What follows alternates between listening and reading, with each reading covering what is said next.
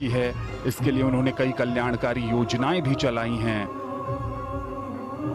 सही मायनों में सरदार पटेल को एक सच्ची श्रद्धांजलि। आज बेहद खास दिन है। पूरे देश भर में राष्ट्रीय एकता दिवस का आयोजन।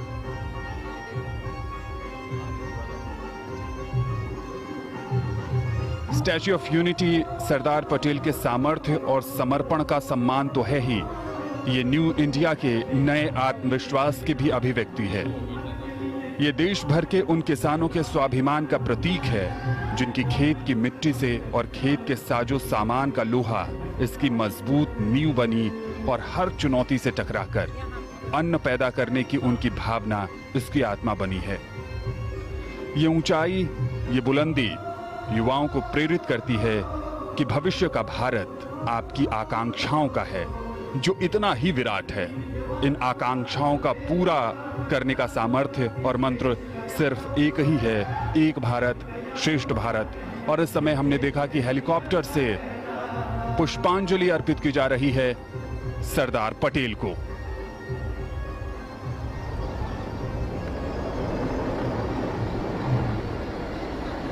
Floral tributes being showered from the skies,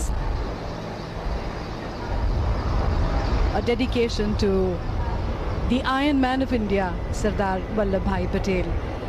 The Honorable Prime Minister has always looked upon Sardar Patel as his hero and has endeavored to bring the Sardar's ideals to the forefront through various programs all over the country in which the youth of India participate. Sardar Patel has been given his due place in the national consciousness.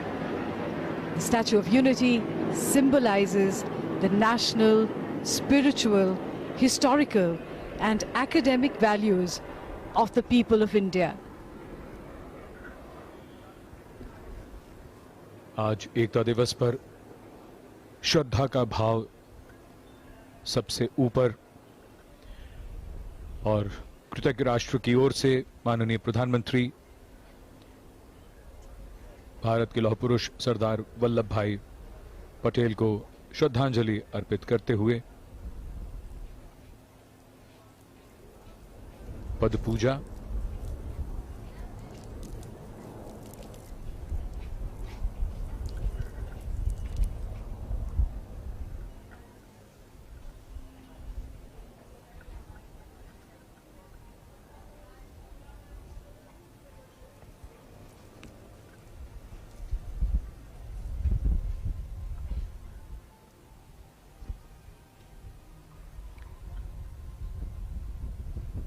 Corona महामारी के समय में हालात बदले हैं, लेकिन भारत मां के सच्चे सपूत को श्रद्धांजलि के लिए कृतज्ञ राष्ट्र की ओर से माननीय प्रधानमंत्री यहां उपस्थित।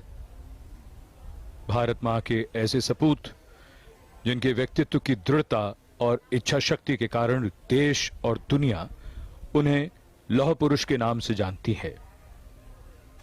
ऐसे विराट व्यक्तित्व की विराट प्रतिमा केवड़िया में, जहां प्रधानमंत्री श्री मोदी ने उन्हें श्रद्धांजलि अर्पित की।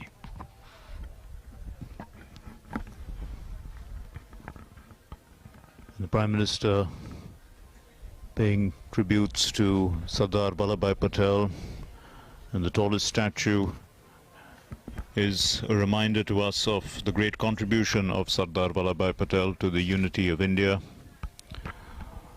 No mean task that, when we look at the context and the time that this happened, and also the fact that there were adversaries to India at that time.